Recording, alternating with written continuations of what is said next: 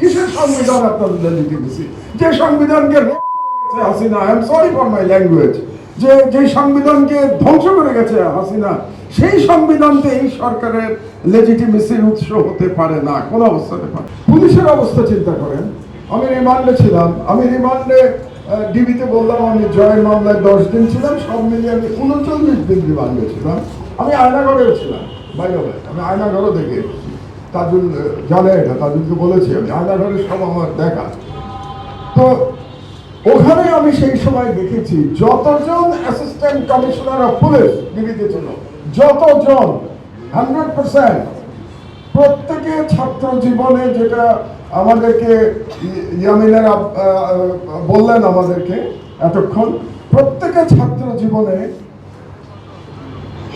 হলে অথবা ইউনিভার্সিটিতে ছাত্রলীগের সিনিয়র লিডার ছিল, এভরি সিঙ্গেল ওয়ান, যারা অ্যাসিস্ট্যান্ট কমিশনার অফ পুলিশ।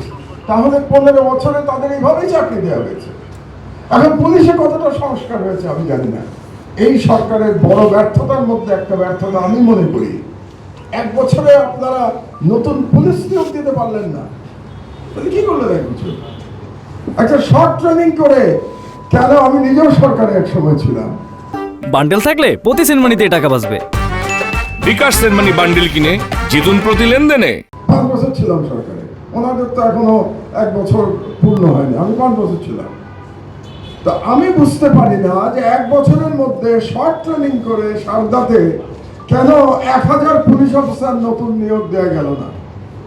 এটা এর কোনো ব্যাখ্যা, কি কি ব্যুরোক্রেটিক জটিলতা এখানে আমার জানা নেই। সদিচ্ছা থাকলে কেন পরের দিনই করা হলো না, কেন 7 দিনের মধ্যে করা হলো না?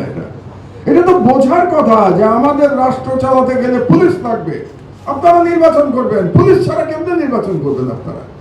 যে পুলিশ হাসিনা বসিয়ে দিয়ে গেছে তাদেরকে দিয়ে আপনারা নির্বাচন করবেন, কিভাবে করবেন নির্বাচন তাদেরকে দিয়ে? কোন পুলিশ আপনার কথা শুনবে? যে পুলিশ গোপালগঞ্জে পালিয়ে যায় সেই পুলিশ আর দিয়ে আপনারা নির্বাচন করবেন? তো গোপালগঞ্জে যদি পালিয়ে যায় তো নির্বাচনের সময় সব জায়গা থেকে পালিয়ে যাবে, তখন কি করবেন এই পুলিশ দিয়ে? 1 বছরে পুলিশ নিয়োগ দেওয়া গেল না, এই ব্যর্থতা কিভাবে, কোন যুক্তিতে আমরা মেনে নিতে পারি? কেন হলো না? এগুলো মানে দুঃখের বিষয়। আমরা তো এই সরকারকে সফল দেখতে চেয়েছিলাম, এখনো সফল দেখতে চাই।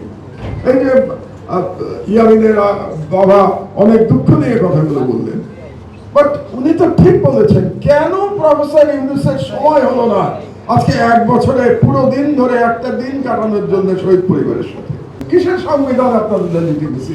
যে সংবিধানকে রেপ করে গেছে Hasina, I am sorry for my language, যে সংবিধানকে ধ্বংস করে গেছে হাসিনা, সেই সংবিধানতে এই সরকারের লেজিটিমেসির উৎস হতে পারে না, কোন অবস্থাতে।